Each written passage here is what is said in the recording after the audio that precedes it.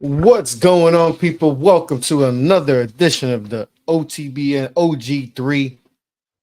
We're one man short. We're hoping he gets on the pod and all that, but I'm joined as always by my guy Mo. Hopefully, Jeff hops on the show soon. Mo, what's going on, bro? Man, I'm good, man. Had a good weekend. Life's good. I'm good. Talk sports. A bunch of crap happened over the past weekend. Since we last talked over the past week, a lot has happened. A lot of stuff has happened in basketball. LeBron eclipsed 40K. People are mad at that because they're just mad at life. Caitlin Clark. Why are we mad at? People are mad at it. They just Why? Like what just because it's LeBron? Like people are goofy. What else do you Caitlin Clark, people hate Caitlin Clark.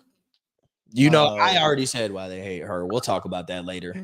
That's something to talk about. People, she didn't break the men's, I was like, Pistol P did it. I'm like, oh yeah, just stop it. I hate women. But there's a lot of stuff going on. Football combine happened. Hell yeah. Russell Wilson has been released. And the Broncos just said, nah, we're just going to eat this $86 million, which is crazy and all that. So a lot of stuff to get into, Mo. A lot of stuff to get into. But let's talk a little hoop quick. LeBron James eclipsed 40K. No, literally nobody's ever done that. Shout out, LeBron. Shout out to the GOAT. What else? Here's my thing. And I'm not going to acknowledge your GOAT comment only because, where I stand on that, but I slipped that one in too. Yeah, we've been done on the GOAT. You and me made a vow that we'd stop entertaining the GOAT conversation 2 years ago after doing podcasts. It's crazy. We haven't really entertained that conversation since. So we did make those vows. A lot of people at the network, when it got really hot during COVID and all that, and even post-COVID when he won that championship, the bubble and everything, it got really hot. And we were like, yeah, nah, we're just, whoever you think is the GOAT is cool. But bro, LeBron scored 40,000. Just appreciate it no matter who it is. If Michael Jordan had scored 40,000 back in the 90s, 2000s, you know what I'm saying? Be appreciated. And I don't want to make this we're hating on LeBron because I'm not. But just appreciate it. It's a great player doing a great thing. Let's leave the GOAT conversation out of it. And my thing is we'll address that GOAT word specifically a little later. But bro, just leave him crossing 40K, moves him up in the GOAT conversation and not just bro, this man just did something that nobody's ever done before. Just enjoy it. I'm not understanding why right now, and there's a lot of older players in the NBA, and you got to think about it. These are dudes I'm 28 years old. These are dudes I grew up watching that. Bro, I'm just at the point, man, I don't want to have a KD, LeBron, who's better. Man, I don't want to have none of that conversation no more. I just want to appreciate what these great guys are doing. So, LeBron crossed 40K. Shout out to him. I don't know. There's nothing to be said about LeBron James, positive or negative. I think you acknowledge it. Hey, shout out to him. Congratulations. And then you keep it moving and continue to watch him play for the rest of his career. I don't know what else there is to say about it. One way or the other. There's no reason to be overly excited and overreact. There's no reason to hate on it. Hey, man, congratulations. That's cool. Keep it moving. Yeah. Keep watching the game. He dips that. And it's also on top of him scoring 40K, there's a lot of stuff going on with him regarding his son and Bronny and all that. And, obviously he said comments, he thinks Bronny is better than, half the dudes in the league, blah, blah, blah. I think that's dad talk. And I think we're in a. Thank you. I didn't mean to cut you off. But it's just dad talk. There. We stay there. Bro, why do everybody overreact like they ain't parents and they wouldn't do the same damn thing if their son was remotely as close as good? We castrized LeVar Ball, right? Everybody was hating on LeVar, but people hated that. At the end of the day, bro, all he was doing was man, my sons are great. I believe it, and I'm gonna make the rest of the world believe it. So what's wrong with that? We would do that as parents, bro. You watch your son. I've seen you've sent videos bro, you watch your son play football and you be bro, he's probably Ray Lewis in your eyes. You know what I'm saying? So what's wrong with that? If you told the world my son the next Ray Lewis, what's wrong with that? I might be man, I don't know about Ray Lewis, but if you think your son that good, cool, hey, that's what's up, bro. Keep him moving. But I wouldn't be oh, you think your son's Ray Lewis? You're an idiot. No, believe that. What I don't understand why everybody gets so worked up about parents still being parents. I don't care if you're a rapper, an artist, it doesn't matter. Like, you're still a parent, you're still raising kids. So when you become a fan of your kids, like the rest of us normal folks that work regular jobs and are regular people, so it's okay for us to be fans of our children. Bro, LeBron is the same thing. Like, yeah, he's a billionaire and makes a bunch of money and he's one of the greatest players ever played, but he's still a father and he's a fan of his son. And so if he says something that's irrational, so what? You would say it about your kid if your kid was as good as him too. So like, it's just like, we've never, I think, besides people just like not liking LeBron James, it's also like unprecedented. We've never had a player whose kid is maybe a year or two away from being in the NBA while that player is still in the NBA and still a really good player. So like people are like going crazy. It's like, yeah, we've never had this before. This has never happened before. I don't know if it'll ever happen again. So it's like he's just being a dad. He's being a dad. Like, yeah, okay, maybe he was a little crazy when he said like, oh, my son can be better than half these dudes in the league and all that. But that's just him in the moment, just frustrated with his team too. So I don't know. It's just people tripping, but I know he got mad because the ESPN mock didn't have his son on it and on it. He went and all that, but and then he deleted the tweet. I think that's what people go like, all right. And I was like, LeBron, you probably should have just left that one alone. Just let it be and all that. Because you did say, you better than have dudes in the league, and then you can't. But it's an unprecedented situation. We have a player whose son possibly can be in the NBA in a year or two. Like, we've never dealt with this before. Like, it's kind of. And that is LeBron. Like, that is where I do disagree with, or I agree with people that are upset about LeBron reacting to, his son not being in the mock draft. Is like, hey, now reap what you sow. Yeah, like, exactly. As LeVar went through that media run and got offended all the time and, didn't want to answer questions and answer the things he said, I'd be like, bro, you got to reap what you sow.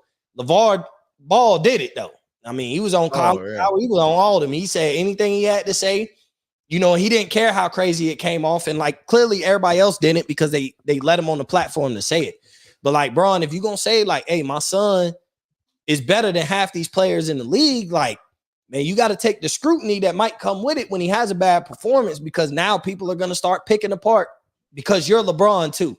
Like, sometimes I feel like LeBron's self-awareness meter is very low. And it's kind of crazy. I think this is like, I will say this is my one problem with LeBron. I think he is the biggest superstar with the lowest self-awareness meter I've ever seen in my life.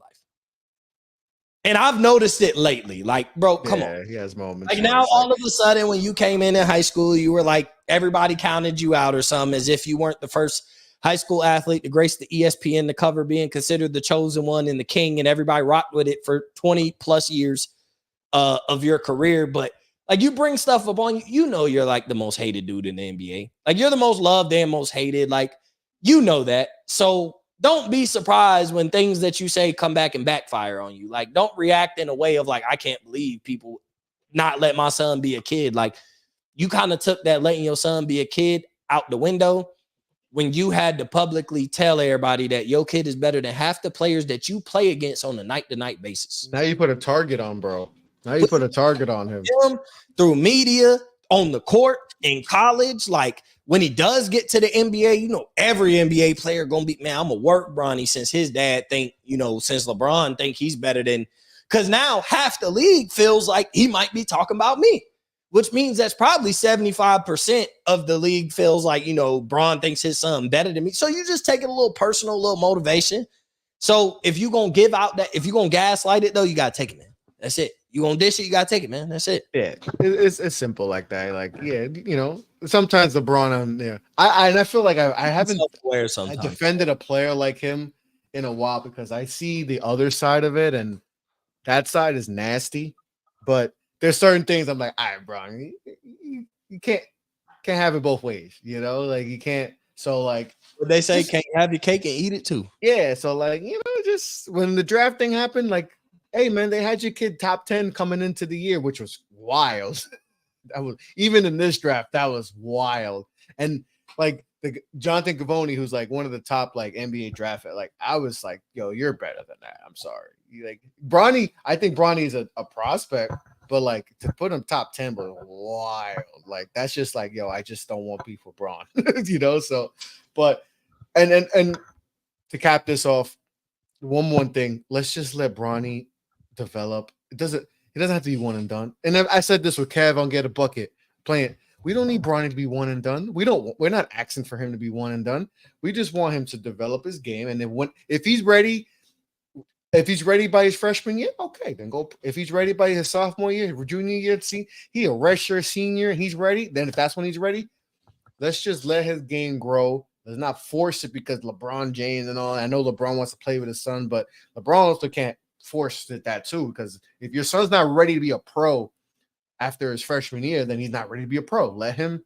I know you want to play with him because that's historic. And I mean, who wouldn't want to play with their son at the highest level of basketball when you have that opportunity to play with him at the highest level and be able to help him navigate through his NBA career too. I'm sure that's a big reason he wants to make sure his son's good.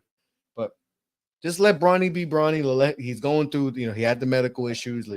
Just let him do it and let him figure out the game and all that. But but you know what else is crazy, man? The second generation kids, man. Like Gilbert, you seen Gilbert Arenas' kid? Hey, yo. Hey, you know what's crazy is like he's legit. Gilbert's kid is legit. The thing is, though, I feel like I'm glad you hit on this. We gotta calm down on these second generation kids because I usually do, but Gil's kid is no. I'm not taking away from none that I've seen from this past weekend from Elijah Arenas. Trust and believe. Big trust and believe. But like I think about the second generation kids that are in right now. Gilbert Arenas' son. I'm going to just name dads. I'm going to name the dads and their kids. Gilbert Arenas' son, Kenyon Martin, Carlos Boozer, Carmelo Anthony. Who else got kids that's hooping right now? Jason Richardson's kid. Dejon Wagner. Wagner's kid. But here's the thing. People forget because of social media, how good these kids are now. Now there's a standard. When your daddy, Jason Richardson, now your daddy was nice. Now he wasn't no Bron, he wasn't no Mike. So we ain't looking at Jason Richardson's son like we looked at Mike kids or like we looked at Bron kids. But like Jason Richardson was nice now. Multiple time all-star dunk contest. We can go down his resume.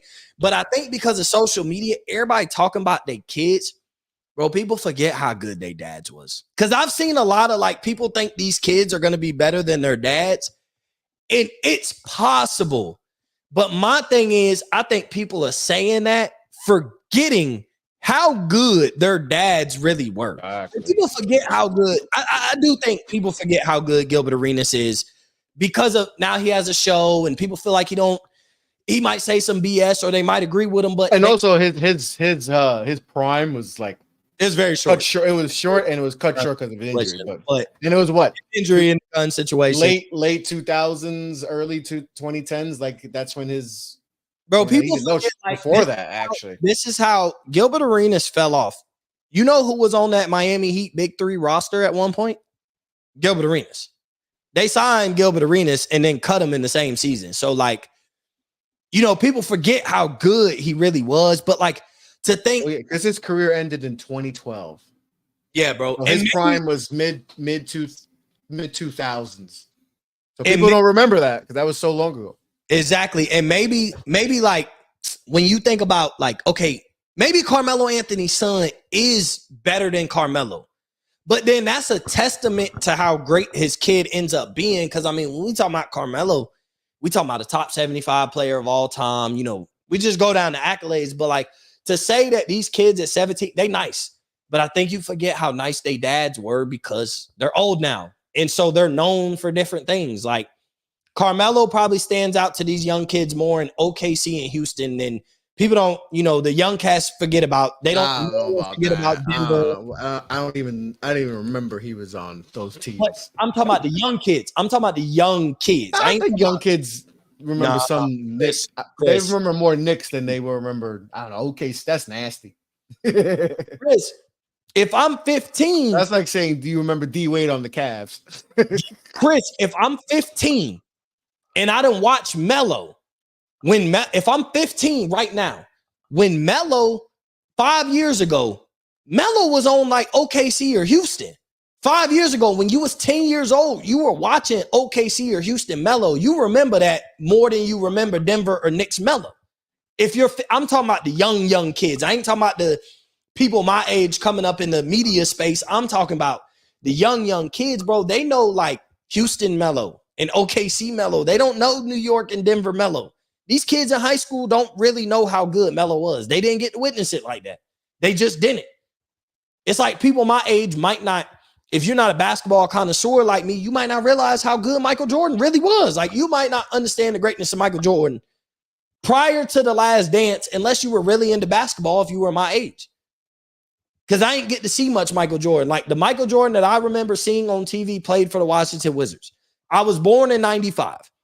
He went on a three-peat run and all that. Well, I get that. Well, even myself, like Jordan retired the second time, 98. I was only 8 years old. I didn't really know that much about and and that's what I'm saying. So, like, bro, the kid, like, so when you think about people our age and you a few years older than me, but like your fondest memories of Michael Jordan, he played for the Washington Wizards.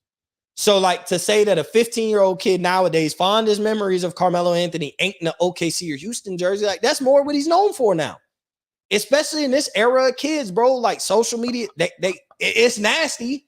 It's nasty. Man, you don't know, you don't understand how good Melo was in Denver, New York. It is nasty. Or you don't understand how good Carlos Boozer was. Like, you don't understand the type of dude Carlos Boozer was going into college. You don't understand the type of dude Carlos Boozer was coming out of college. And if you think he was a slouch in the pros, then you just don't understand the type of solid, good, really good career that Boozer had in the NBA. I think Ron Harper got kids too. Ron Harper got. Look at the second gen of kids, and then look at these names though. Like these names have some repertoire in the NBA. I think Jermaine O'Neal got kids too. I think Zebo got a daughter that's a hooper. Yeah, Shaq. You know what I'm saying? Gil's daughter's too's a hooper too. Gil got a daughter that's a hooper. Going to Florida. And you know what I'm saying? Shaq's daughter was a McDonald's All-American. Like, so they nice. They probably going All-American. But to say like, oh, they gonna be better than the first gen already? I see that a lot. I think that's crazy. But if there's one, I'm going with Gil's son. If there is one that's gonna be better than a parent, I'm going Gil's son. Gil's son got moves that are like, oh, he's nice with it. Like it's different. Like I see Kion Anthony, and I'm like, okay, there's something there. But then I see Gil's kid, I'm like, oh, you want me to tell you, you got Chris, special traits. But I know you so well. You want me to tell you why you look at Elijah Arenas a little bit different than Kion Anthony? Because of who their dad is. The light that you look in Carmelo, as opposed to the light of how you look at Gilbert Arenas, changes just a little bit how impressive you think their son is. Because natural instinct, bro, we gonna compare him to their dad a little bit. Mm-hmm. Elijah looks like he may be end up better than his dad. Carmelo's son don't. And it's not no diss. It speak to how great your dad is, but he don't. And Gilbert Arenas' son, Elijah, dropping 50 in state tournaments right now. And the way he looks like, hey, man, because of the type of career his dad had, he could be better than his dad. And it's a tougher road to be better than Carmelo Anthony than it is to be better than Gilbert Arenas. So when you watch Elijah's only a sophomore. But I feel like I feel like their games are very similar. I think Elijah's better in 10th grade than Kion Anthony was, but I think their games are very similar. I just think the difference of judgment is one's last name is Arenas and their dad's name is Gilbert, and one's last name is Anthony and their dad is Carmelo. There's a different standard of how you look at somebody's kid when their dad was as great as Carmelo was. Gil wasn't a top 75 player of all time. Gil wasn't, like, there's a lot of accolades that Gilbert Arenas don't have. So you could easily see him passed by his son who's dropping 50 in state tournaments, where Kion could drop 50, but like his daddy was doing that. His daddy did it in the NBA. He got accolades. He's a top 75 player of all time. You're just going to view their kid a little different. Cayenne has to be that much better for you to think he's going to be a superstar later because his dad's name is Carmelo Anthony.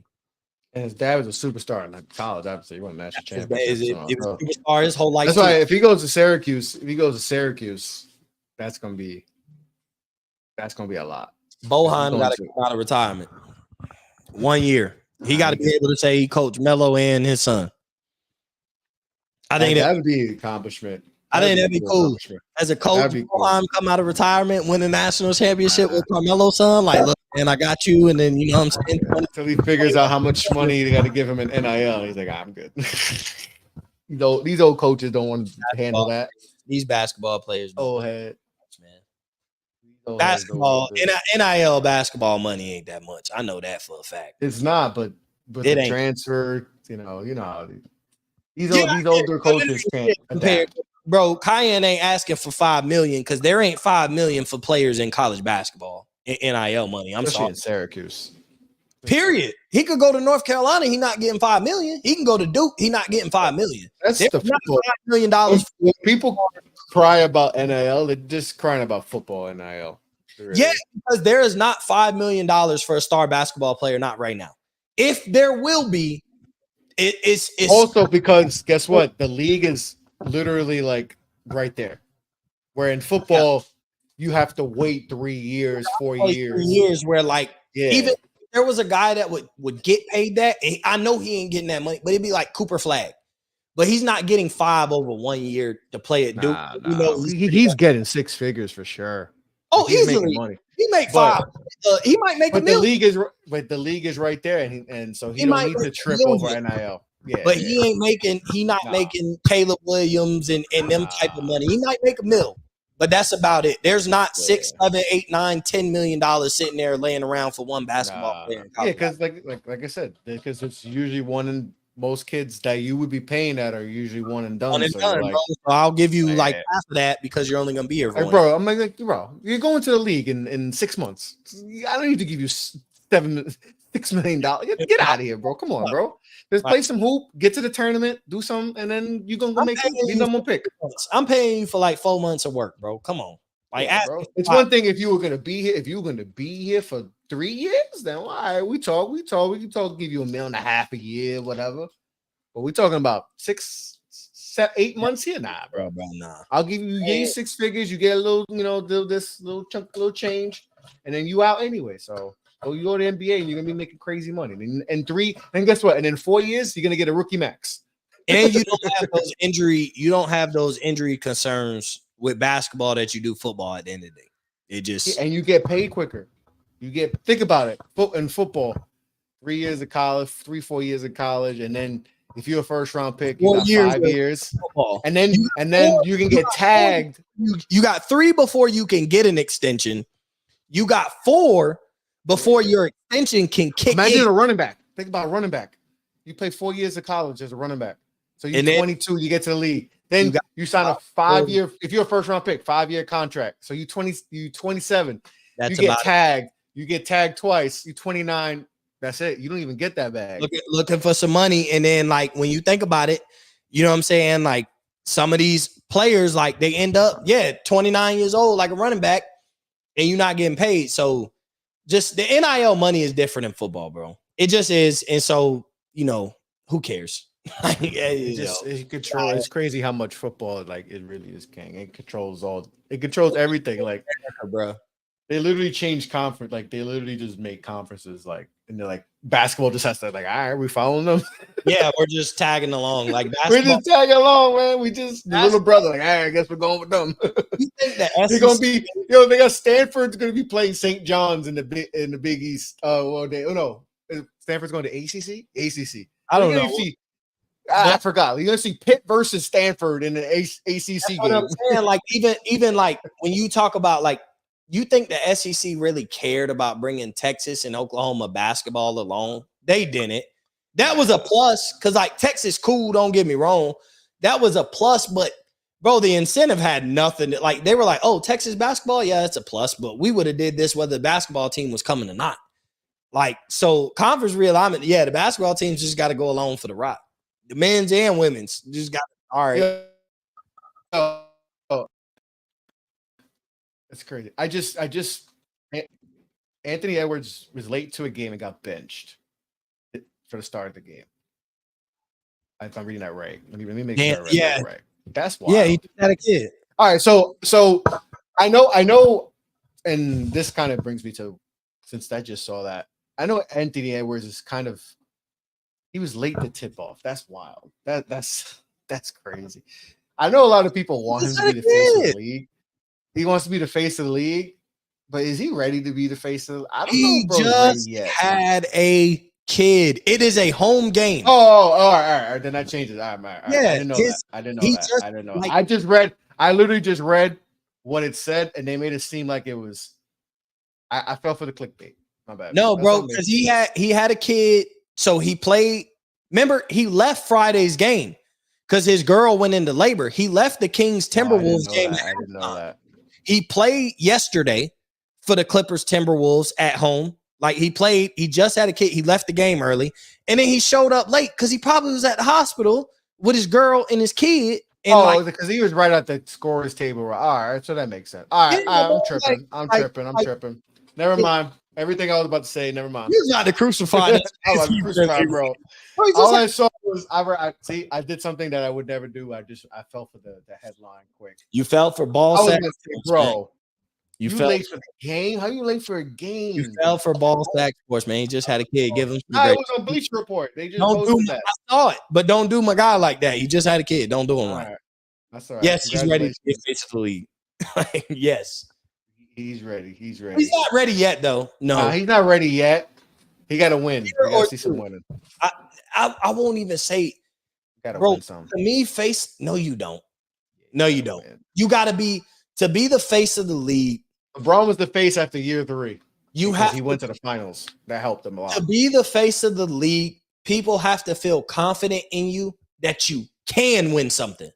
You don't have to win, bro. Remember, we were talking about Giannis was going to take over the face of the league before he won a championship. Like, you just have to show that you're capable of being able to win, and then we can grant you in that upper echelon. And usually when guys become the face of the league, that's usually when they start winning. Because it's like, now it's time. It's time for you to. Maybe the winning is overrated because Giannis won a championship and he's not the face of the league. I just think you got to be polarizing like LeBron James, and there is not a single player in the NBA that is LeBron James level. LeBron face. If Fox News, if all these right wing media don't care about you, then you're not the face of the league. Well, to be honest, what's going to happen is we're going to see a transition, and it's going to be different in what the face of the league looks like, and you're also going to have to see that even though the face of the league cannot carry the NBA for 20 years. It's going to be multiple players. So, like, Anthony Edwards might be the dude, but they're still going to be promoting Shai Gilgeous-Alexander, Luka Doncic, and Tyrese Halliburton right there. That all play guards. So, like, Ant might be the one. He might be the upper echelon because of his personality and everything.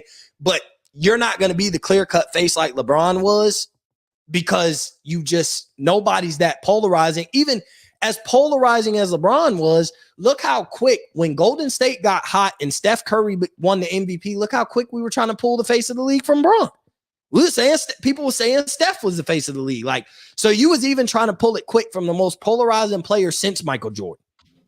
Like, nobody was more polarizing than Michael Jordan, but LeBron was the most polarizing since. LeBron's there. Steph is clearly the second. Don't get me wrong, he's up there. He's up there. But I'm saying when we tried to give it to Steph, he hadn't earned it yet, but we were trying to put him there because we were so tired of people not me, but people were so tired of LeBron being face. You're looking for the next best thing. The difference is there's not going to be a lot of players that are going to take on the full-blown responsibility that LeBron did to hold it down for so long. Because LeBron could have conceded face of the league when Steph won that championship in 2015 and won that unanimous MVP. LeBron could have kind of quietly conceded, and it could have been Steph's league from there on out. But LeBron was willing to take on his shoulders all the stuff that comes with the league, and that was even something it didn't seem like Steph was. Either he wasn't ready to, he wasn't willing to. Like, it's just LeBron took on a different type of responsibility for the league. LeBron spoke up on things nobody else will be able to. And you have to expect that all this crap in the past 10 to 15 years, you'll also have to expect that all this BS will happen. and the face of the league will be willing to speak on it for the next 10 to 15 years for him to be put in LeBron. And I don't think nobody will be untouchable like that anymore. Because you need especially now in the era we live in now with social media and just the way the world works, you need whoever is going to be that, because whoever is that guy, they have to be able to handle everything that comes with it. Like LeBron, whether it's people, like I said, he's the most polarizing basketball player maybe of all time because of Jordan didn't have to deal with this.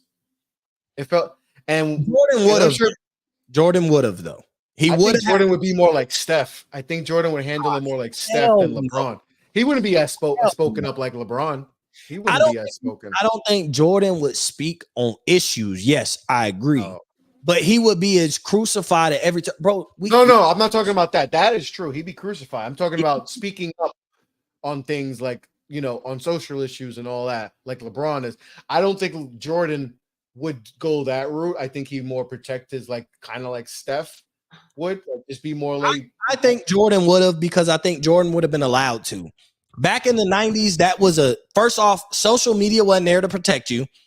Even though millions on top of millions of people loved you, the fact was only the news controlled the narrative. And so if you put social media and then Jordan gets crucified the way he would for some of his off the court stuff, like, I think Jordan would have been willing to speak on it for the simple fact he would have known he's bigger than the rooms that he sit in. When Jordan was in the 90s, he had to play it like, bro, in the 90s, being a black athlete, man, you got to just be grateful. People treat you like you got to just be grateful that you in that room.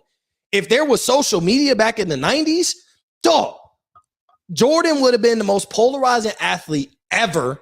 It wouldn't have been close. And I don't speak on, but look, as polarizing as LeBron was, Jordan would have been that, bro. He had his shoes turned in. He had everybody wearing his shoes. He had everybody wearing his clothes. He was a wave. The Last Dance painted all that for everybody my age and younger.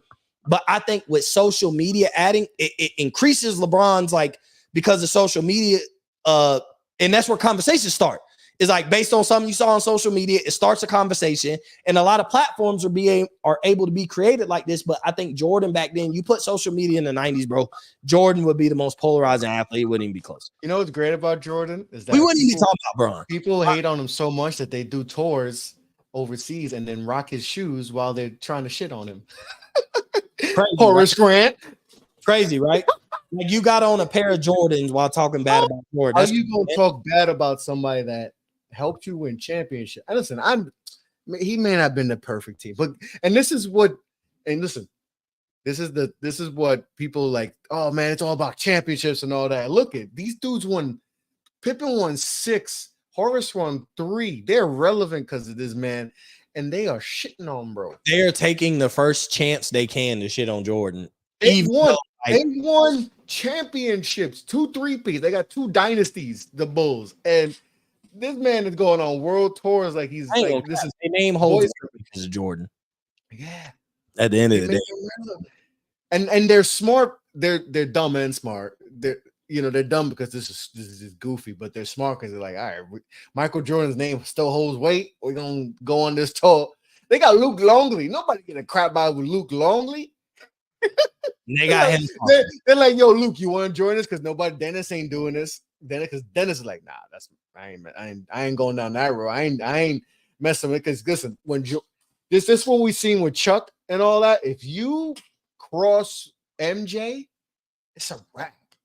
Yeah, like your relationship with MJ done probably for years. And now, all Chuck said was, yo, I think you a shitty owner, essentially. And Mike was like, excuse me? We're not friends anymore. I bet.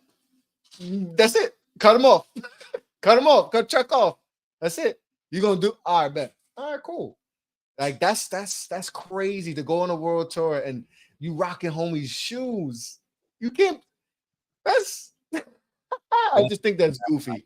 I think that's the ultimate goof. That should have been donkey. I don't know if Charlemagne still does donkey. That should be donkey of the day. Those are the donkeys of the days, the weeks, the month. Because that's just hating on a different level. How you gonna hate with the guy's shoes on? I don't care if they're Team Jordans. I don't care. They're Jordans. And you rocking them shoes. Hating. This man made you relevant. And you wearing his shoes. You're wearing his shoes. At the end of the day, bro, you can't hate bro that bad because you got his shoes on. You rocking his shoes. Put money in his pocket. Like that's Pippen. That was Pippen orchestrated. He's like, yo, just come join me, bro. I'll give you some. We just gotta hate. We just gotta shit on, bro. You can't like you put money in his pocket. So like I never put money in my pocket that I hate, bro. Oh man, Jordan is laughing at the bank, like, bro, we need Jordan. Oh man, I can't wait. I don't know if Jordan's ever gonna do a podcast.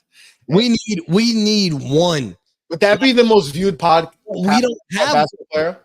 Who, man? If I said who could do it, people would hate me. Who? All right, if Jordan you ain't like who I say could do it.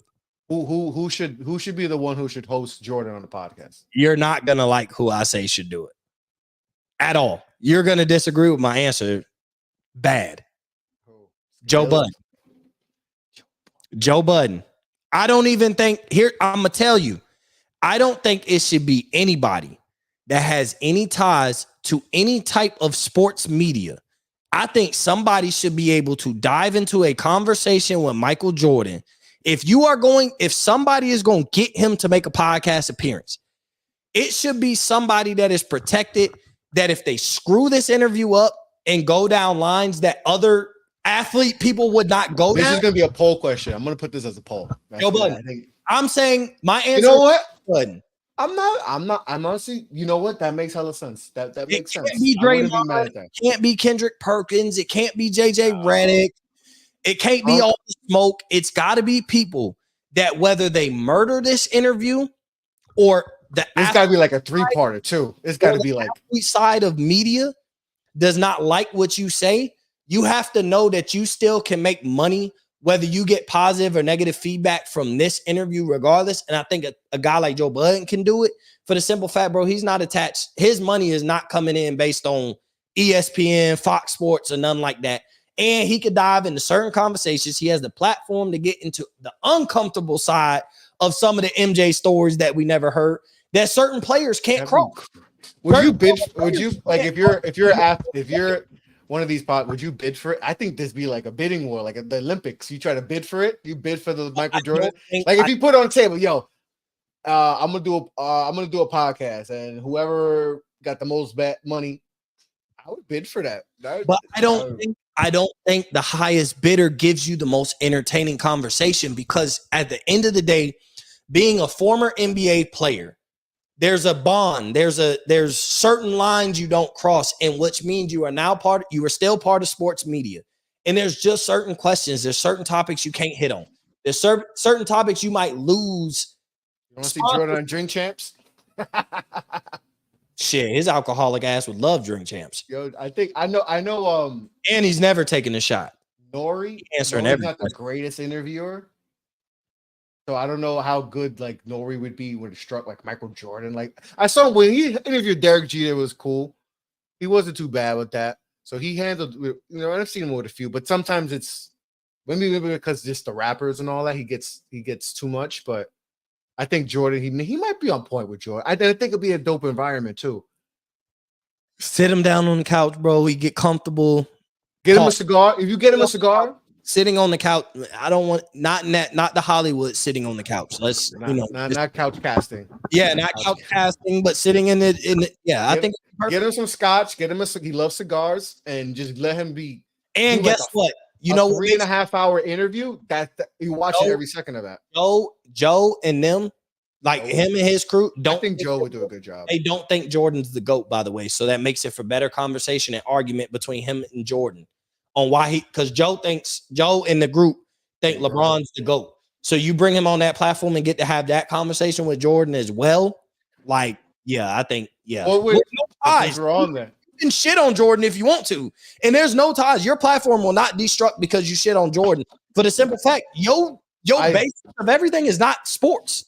I think that those two, I wouldn't mind Joe on that because Joe don't give a fuck. Yeah, that's another. He'll just ask whatever, and sometimes it can be bad, but for the most part, and like I said, he He's not. He doesn't have like ESPN or whatever. His audience like, is not sports audience, so he does not have to worry about pissing Jordan off and losing his platform. He doesn't. Yeah, I don't want think about sports got that kind of influence over hip hop culture and all that to demonetize or whatever because he didn't like the Joe Budden interview. That's not. Yeah. Drink traps or a button. Well, what would be? All right, let's say you got Jordan on a platform.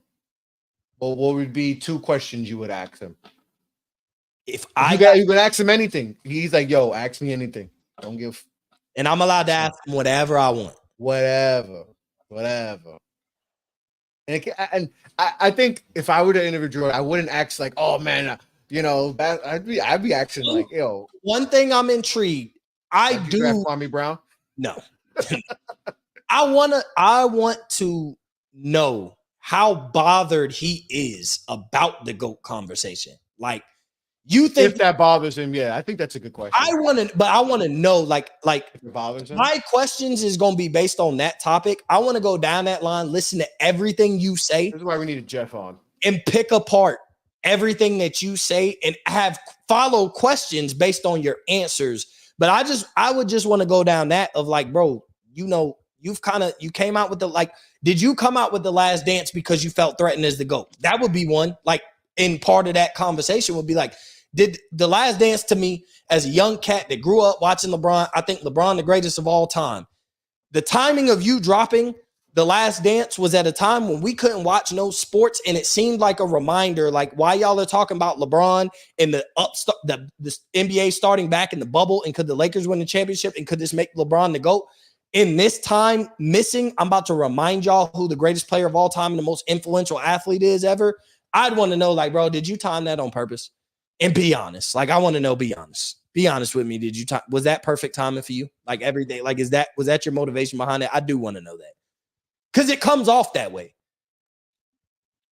I'm not going to ask him if he had anything to do with his dad's murder. I'm not going to do that. Even though that's the question everybody would tell you to ask. If you're allowed to ask him anything, that would be the one question that the great reporters would ask. Did you play baseball? Did you want to play baseball, or did something else? Was there another reason why you had to play baseball? I'll always believe that, homie, David Stern's like, yo, your ass suspended, but we ain't going to say you suspended. We just gonna let you go play baseball. Go play baseball. But your ass needs to relax, chill. Because you've been on bullshit. You've been on your bullshit. Chill. Go play baseball and come back in a year and a half. I don't believe in a lot of sports conspiracies, period, like that. But I believe that. But yeah, I think we got off, but like Michael Jordan podcast would do. It would be crazy. I would love to see who Michael Jordan would allow to honor. Do you honestly think it would happen? Like he would do a sit down? Yeah. But it'll happen. It has to be structured properly. You know when it's gonna happen? The same year that LeBron getting inducted into the Hall of Fame. I got you. There it goes. Somebody will have a Michael Jordan sit down the year that LeBron's getting inducted in the Hall of Fame. After he retires, the same year that we expect LeBron to get inducted into the Hall of Fame, Michael Jordan will have a sit down interview with somebody.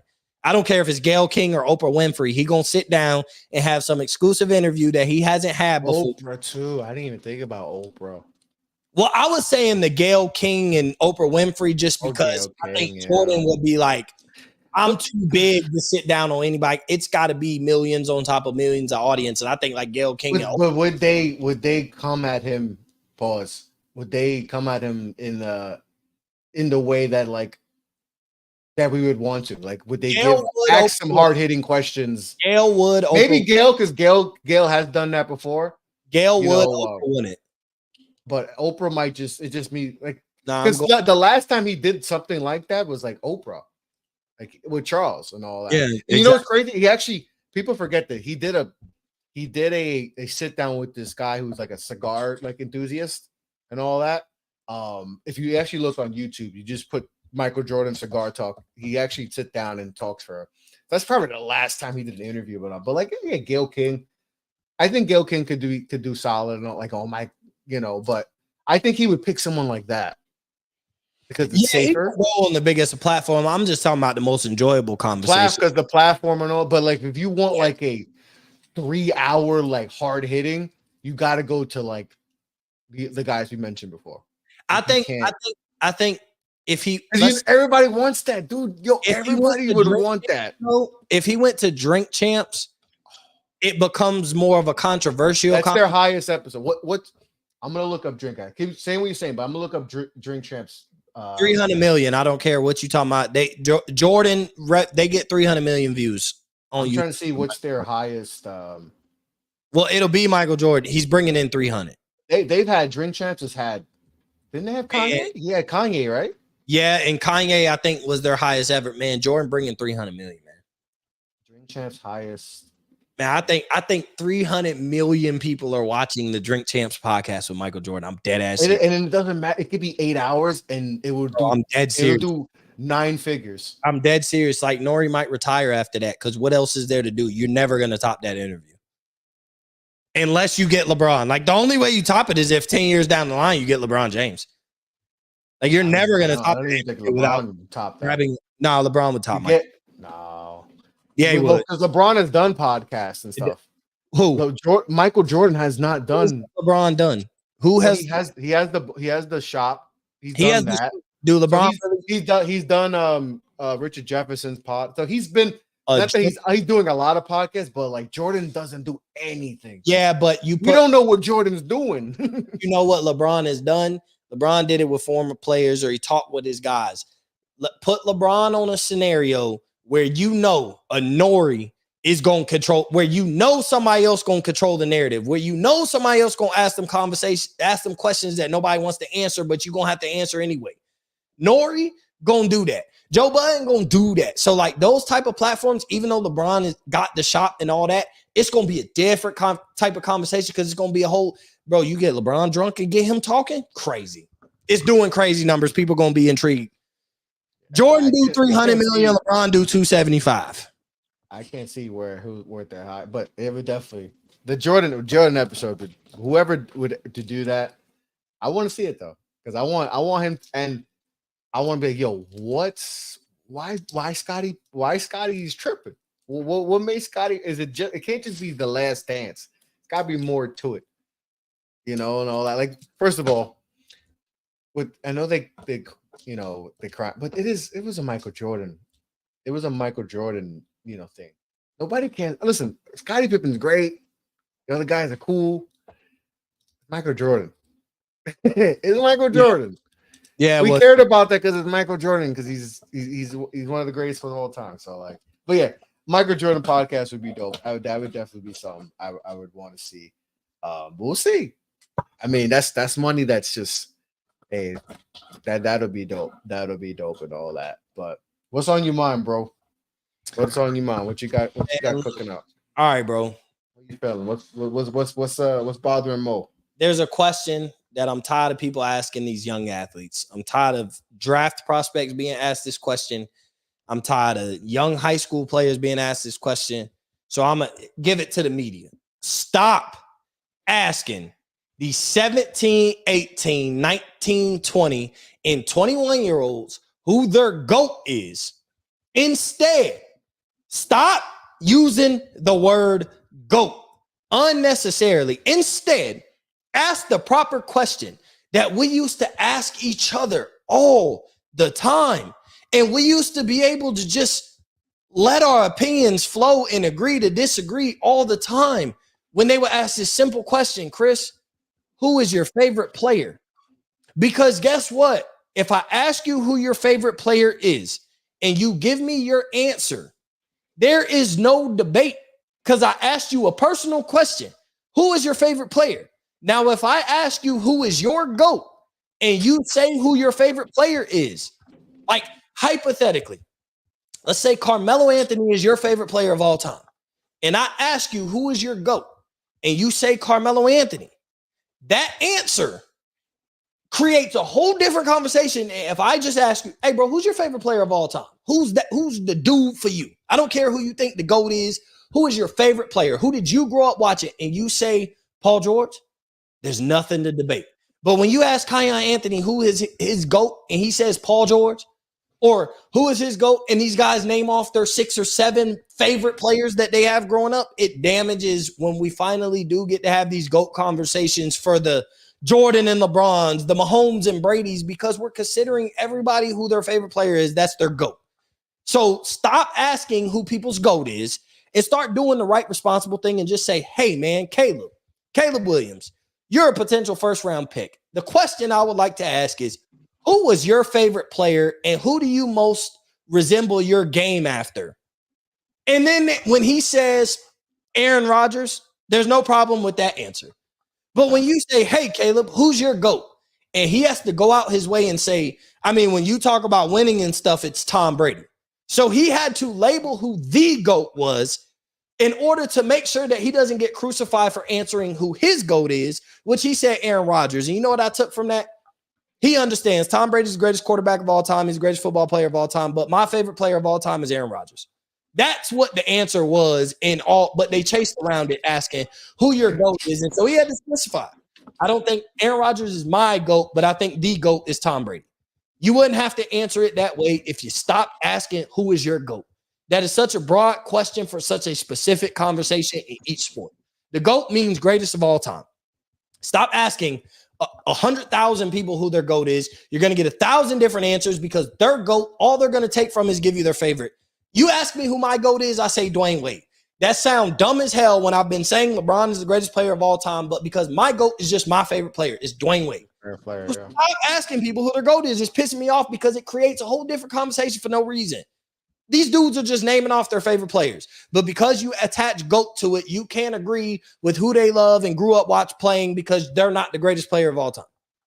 So stop asking who people's GOAT is. I'm sick of that. I'm sick of that damn question. It is. It's such a public place if I hear it one more time. It's such a tired. It's such a broad question for such a specific topic. And people get mad when you don't say if it's not this guy or that. If you don't say if it's like a group of names, then it's like, oh, like what are you talking about? It's like it's a subjective thing. GOAT stands for greatest of all time. So if I have a conversation of who's the GOAT in any sport, I feel like that conversation is really only like 4 or 5 athletes in each respective sport. To be the greatest of all time, I think you got to be in your top 5. You got to be in an argument for top 5, and usually the top 5 greatest players ever in each sport. You can make an argument for each one of them on why they're the GOAT. So if you're a top 15 or top 20 player and somebody's like, yeah, that's my GOAT. Yeah, I have a problem with it because we're devaluing the GOAT conversation by just labeling everybody's favorite players their GOAT. So you know what? Everybody's in the GOAT conversation. I'm tired of it. I'm tired of the GOAT conversation. I'm tired of asking these young kids because who gives a shit? Who cares if Kyan Anthony's GOAT is Paul George? People had conversation on podcasts for a week after that. Who cares if Caleb Williams' GOAT is Aaron Rodgers? People are about to have conversation about that. And they're about to determine what type of draft prospect he is because his GOAT is Aaron Rodgers. I'm tired of the GOAT conversation. Stop asking that shit. Sorry. Stop asking. You know what I'm tired of? I'm tired of. What are you tired of? You know what I'm tired of? And we can talk about Caleb quick. I'm so tired of people crapping on this man.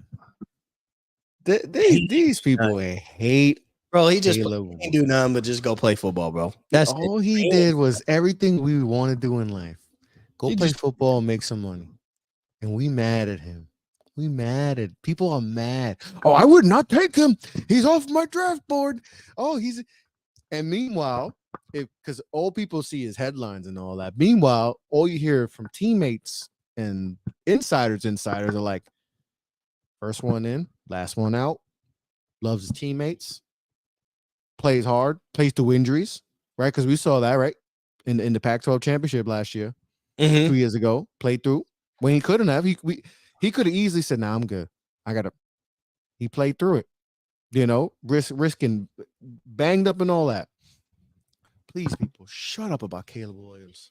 Shut up. You sound stupid and off narratives. No, this man he's a baller. Oh, he doesn't win. Patrick Mahomes did not win And you know what that's overrated too? Winning in college. But winning in college is overrated. That head coach got an NFL head coaching job, and that quarterback is on his way to be the greatest quarterback of all time. And neither of them want a goddamn He's thing. on his way to GOAT. We won't talk about GOAT. Like Listen, winning in college is overrated. It's all about where you go. It's more about where you go than how many wins you got in college. It matters to an extent. To me, it's more about I want to see how many games you played. It matters where you go because it more matters where you get drafted than is like, you 39-3 in college. Well, okay, that's cool. But 39-3 is like, here's my thing. You can't be the Ohio State quarterback and have 8 losses in 2 years as a starter on your resume and think you're a first round pick. Like, so if you go to if you have the measurables and all that, and Chris, maybe your team was trash, maybe Ohio State was trash those 2 years. And if that was the case, sure. But but my thing is more like with Caleb, people like 7-5, like, he's not a winner. Like, shut up. It's like, I do get it with that. They get 50 points a game. It depends on what your team looks like. So, like, Caleb shouldn't be held to the same standard as Kyle McCord because the team looked built different. So, like, you went 7-5 in a loaded Pac-12 this year. You know, if Caleb Williams was the quarterback at Ohio State, you know, with the weapons he would have had, they probably win a national championship. He goes number 1.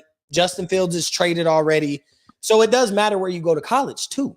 Like it matters how are you set up to win. So when you're scoring 50 points and losing because you have the worst defense in the country, then you're not even set up to win in college. So that does matter. But when you watch Caleb Williams, you never question his talent. You knew the kid was ready to go. So like, they were losing games, but even last year when they were 7-5, I ain't walk away and say Caleb Williams can't play football. They might have a lot of guys on the other side of the ball that can. I was like, Williams defense is basura and they're trash. And this man has to score 50 points. Like the Colorado game. They should have won that game by 60. Yeah, and then end up having to play it down to the wire. And it came down to the wire. Is that Caleb's fault? Did he drop 50 on their head? What did you know what's crazy? What made it worse was the fact that Caleb Williams and them, like in USC, hung, and then Oregon came the next week and beat the Colorado. They beat the piss out of Oregon. I mean, Oregon beat the piss out of Colorado. Like, that's what makes it look bad. But we got to stop, bro. Just let Caleb Williams go number 1. Just accept he's going to be number 1. And, hey, root for him. Why we got to want this kid to be a bust, man? But that's what we do. That's what society is now, Mo. We just love to root for guys to fail so bad. And it's so pathetic. It bothers me because we want people to fail so bad when not even paying attention to the fact that those people that you want to fail, them succeeding is what if the number 1 quarterback drafted to the Chicago Bears is a future Hall of Famer, that makes the sport of football better. Not if he's a bust, because he's a conversation for 2 to 3 years and then he's an afterthought until the next bust comes along. But if Caleb Williams is a future Hall of Famer, he's the next Patrick Mahomes, it makes football better. So why do you want him to suck when he has the possibility? And it's not just him. It ain't just if Caleb Williams is great, football is better. There's a bunch of guys. Man, you know what? If you told me every quarterback drafted in the first round was going to be a great quarterback, guess what?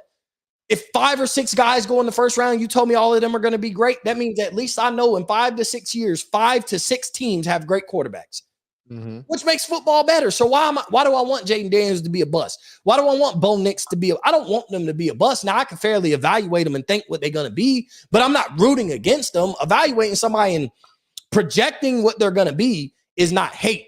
But when it's just like, I want Caleb Williams to fail, this dude's going to be a bust just because I want to be the minority, not the majority. That's hate. But you can fairly criticize Caleb Williams and still understand, bro, this dude still, in other words, stop using generational too. Yeah, we're gonna say how often, like either stop using the word generational. He's not generational. Like he's talented. Like when Victor Wembanyama is generational. Like that's like, we've never seen something like that. Like that's crazy. Generational is once in an era type of things. Like, and usually quarterbacks, it's hard to really like There's never gonna, unless we see a quarterback that's like 6'6", 240 and runs a 4.2 40 and can throw 100 yards, then that's different. But like, Yeah, we're but never really gonna see that. Like, Mahomes is generational though. Like he is generational. Mahomes became generational, but he wasn't a generational prospect though. No, but he's a generational talent, and so now everybody's trying to find the generational prospect. Yeah, they're trying to find the next prospect. Like Caleb's not a generational Like, oh my god, bro, we've never we were just talking about Trevor Lawrence and Justin. They said Trevor was generational, and like, but we were just we don't need to talk about Trevor Lawrence. We were just talking about them 3 or 4 years ago. Like we were just talking about like my thing is generational, bro. I'm thinking once every 10 to 15 years, a guy comes along and knocks your socks off. Pause. But like that's generational to me is like LeBron and Jordan and Steph and you know what I'm saying? Like generational player or generational prospect? Player. I say player. I mean, well, LeBron was a generational prospect. We ain't ever seen that, but LeBron was a generational prospect. Andrew Luck was a generational prospect. I think the gap between Andrew Luck and the last quarterback that we thought was going to be as good as him in the NFL, I think there was a big enough gap to say he was generational.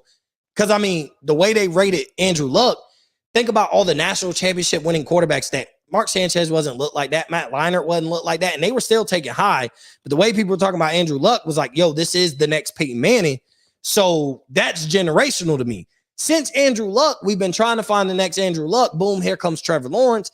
Now Mahomes is a generational player. He wasn't a prospect, but he's a generational player. So now everybody, the closest thing to Mahomes coming out of college is going to be considered a generational talent because he's the next Patrick Mahomes, and that's what Caleb Williams got to deal with. And he didn't ask for any of that.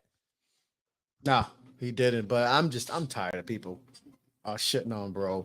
Like, because he goes about it differently and all that. Listen, hey, first of all, you give me a little money, you give me seven figures and all that, and I'm playing at USC and I'm in California, I'm act a little different. I'm sorry. I'm acting different. Yeah. I'm sorry. I act a little different. You're gonna have a different, but my work ethic's still the same. Like you know what was the one thing somebody brought? He's like, yo, have you seen Buddy's hair? Yeah, that man working. he hasn't cut his hair. He looking rough and all that. Like he working. You think so? Like, hey, stop with the Caleb Williams hate. Let's stop rooting for people to be bums.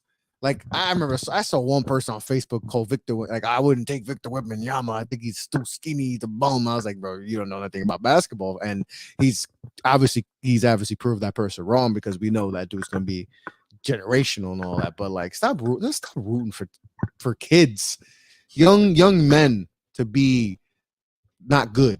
Like rooting for a 19-year-old to fail, like and Bronny too, rooting for Bronny to fail or anyone coming out of the draft to fail to me is lame. I'm tired of it. The Caleb stuff is so annoying. I'm over it just because he's a little bit different. He got a little chip, he got a little confidence and all that. Hey, I'm tired of it. Yeah, lay off him. I agree with you. The Bears, guess what? The Bears don't. Do you think the Bears are looking at this like, yo, this is exactly what we need. We need this to give us another oomph in our franchise. This is what we need. So, like, hey, lay off Caleb. He gonna be the #1 pick. Get over it. He gonna be a Bear. Like, stop hating because you didn't make money in college like he did. You know, it just sounds like a lot. I think we live in a very hateful, like, not just like hate, but like people just hating on people because they couldn't do that. Like it's just like another thing. Caitlin Clark, and this is my last thing. She broke the all-time scoring record, right, in college basketball, right? Men's, women's doesn't matter. All-time score. All people say, "Oh, John Havlicek did that in 3 years." Oh, John Havlicek did that in 3 years. Oh, but we're combining men and women. She broke the all-time. Doesn't matter. Men's. She broke the record. She has the most points in college basketball history. That's what they're saying. They're not combined. No, she broke out of everyone who's played college basketball. Not college basketball. She has the most points ever. Instead, people, all I see in the comments, and it's always men that just they couldn't hoop in high school. They couldn't hoop in rec league. They can just. I'm like, yo, y'all just mad because she could probably go on your ass. Like, stop it. It's hate. Just congratulate. Yo, that's impressive. Blah, blah, blah. No. John Havlicek. First of all, half of y'all didn't even know John Havlicek probably had the score record until you saw it on ESPN. Now suddenly you're an expert on John Havlicek and the score record. Yeah, 90% didn't know who John Havlicek had the record. So, or that he played only 3 years of college. I guaranteed. So, like, shut up. Shut the fuck up. Seriously, I had to say, shut up. I'm so tired. Grown men mad that women do something great. It's nasty. Just appreciate Let it rock. Oh, congratulate. That's impressive, man. That's impressive. Y'all just, I'm over it. Like, bro, sitting there watching Caitlin Clark was pretty cool yesterday. Like, and that ain't dope. That was dope. It's not the first time I watched her. I'm just saying. Mo, did at any point when you watching, like, man, John Havlicek did that in 3 years? No, I was just, bro, I wanted to watch her break the record. She was playing Ohio State. That did not come through my mind. Like, yo, John Havlicek. The last Ohio State versus Iowa women's basketball game for the same reason why I watched this one was like, it was John Havlicek didn't have, there's no black people playing basketball. So does that really count? No, there you go. But either way, like, yeah, just let it ride. Buddy bouncing the ball like this. And like, man, get that, man. Shooting the ball out of my face, man. Get that out of my face, man. Caitlin Clark would cook John Havlicek. I said it. She cooked John Havlicek. Oh, that's crazy. I'm not going with you on there, but all right. Women's rights. Where's Nick Andre? Yeah, but we don't need Nick right now. That's not who we need right now. Yeah, man. Just stop hating. That's it. That's the moral of the story. Stop hating, man. Dude, hating on college kids is weird. First of all, it's weird energy. Like, it's just weird. But that's it, man. That's all I gotta say. That's all I gotta say. But that's gonna be that's an OG3 in the books. You know, man, stop hating, please. Yeah. I'm tired of it. That's what we're gonna leave you with. Stop hating. Stop hating, man. Stop hating on college kids. That's nasty. Hating on college kids. On 18, 19, 20. You 50-year-olds. Have a check. You did that in 3 years. You didn't even know. I'll punch you in your face if you said that to me. Punch you right in your. Like, oh man, I don't usually comment on stuff like that. I just let it rock. But I got into a heated. Like, I went on Instagram because if you go into sports Center, you know what's the most toxic? You think Twitter's bad? Let a woman do something, anything positive, and Sports Center put it, and it is the nastiest. It's worse than Reddit. Crazy. It's worse than Reddit. It's worse than YouTube. It's worse than Twitter. Bruh. Sports Center comment section on anything a woman does is the nastiest comment section in the world. Oh God. I have never seen anything more vile than Sports Center posting anything a woman does. And it is just, I'm like, I couldn't believe it. Sometimes I don't even open. I'm like, yo, this is gonna be nasty. Like, a woman could cure cancer in Sports Center, and they'd just be like, oh no, well, John Havlicek did that in 3 years. You know, like, yo, oh man, Sports Center, yeah, yo, whoever runs that account, man, God bless you, posting anything Caitlin Clark, or Angel Reese, I feel bad for them if they go. When she did the Reese did when she was talking back on the free throw line. Oh man. Oh yeah. They went crazy. But that's an OG3 in the books. Hopefully Jeff will join us next week and all that. But another good one in the books, Mo. Yes, sir. So make sure to follow Mo. Was it Mo Up in Flames? Make sure to follow everything. Mo on the Cheese. Make sure to follow everything Off the Ball Network related and all that. OffTheBallNetwork.com. Go follow the links on all that. Go follow me at Off the Ball Pod. But on that note, be well, be safe, take care, peace out.